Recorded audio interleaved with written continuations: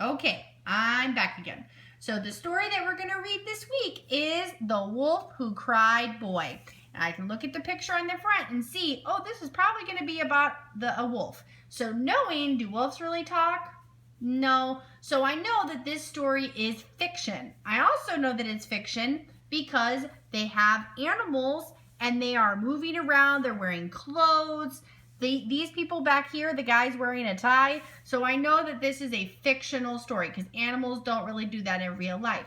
So this story sounds very similar to The Boy Who Cried Wolf. So we'll have to read it and see if it is the same central message in the story.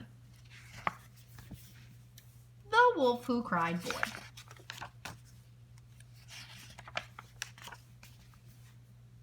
Once upon a time, there lived a young wolf who loved playing tricks.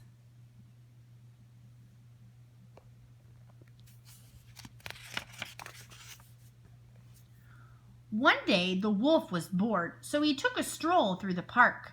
From there, he could see Mrs. Pig, Mr. Cat, and Mr. Turtle. They were all busy working in their shops. And it says, Mr. Cat's handmade furniture, clocks by Turtle, Mrs. Pig's bakery. There they all are hard at work. Look at the wolf though. I can tell from this picture that one of his character traits is probably that he's a little mischievous. They are all so boring, said the wolf. Let me play a trick on them. Suddenly, the wolf had an idea. He ran to the center of the park. He took a deep breath and yelled at the top of his lungs. Help! He shouted. There is a horrible little boy after me.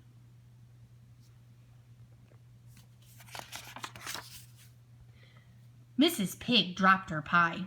Mr. Cat dropped his saw. And Mr. Turtle almost fell out of his chair. All three shopkeepers ran to the park. They found the wolf standing there. Where is that awful boy? Screamed Mrs. Pig. We'll save you from the beasts, yelled Mr. Cat. I'll call the police, added Mr. Turtle. The young wolf just laughed. I fooled you, he said. There is no boy here. I just played a trick on you. Ooh, look at their faces. The shopkeepers were not amused. You should be ashamed, said Mrs. Pig. You made me drop my saw, said Mr. Cat. You are a naughty wolf, added Mr. Turtle. The shopkeepers angrily went back to their shops, leaving the wolf alone. That was so much fun, he thought. Why don't I do it again? So he ran to the pond. The wolf took another deep breath and yelled as loud as he could. Help! He screamed. There is a horrible little boy after me. Mrs. Pig dropped her tray of cookies.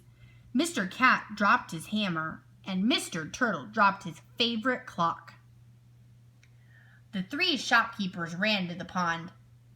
There they found the wolf sitting on a rock, laughing.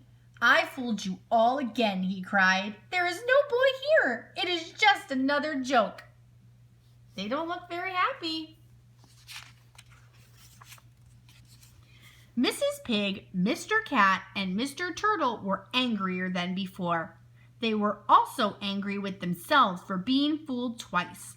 You are a scoundrel, said Mrs. Pig. You should respect your elders, said Mr. Cat. You are a naughty, naughty wolf, added Mr. Turtle.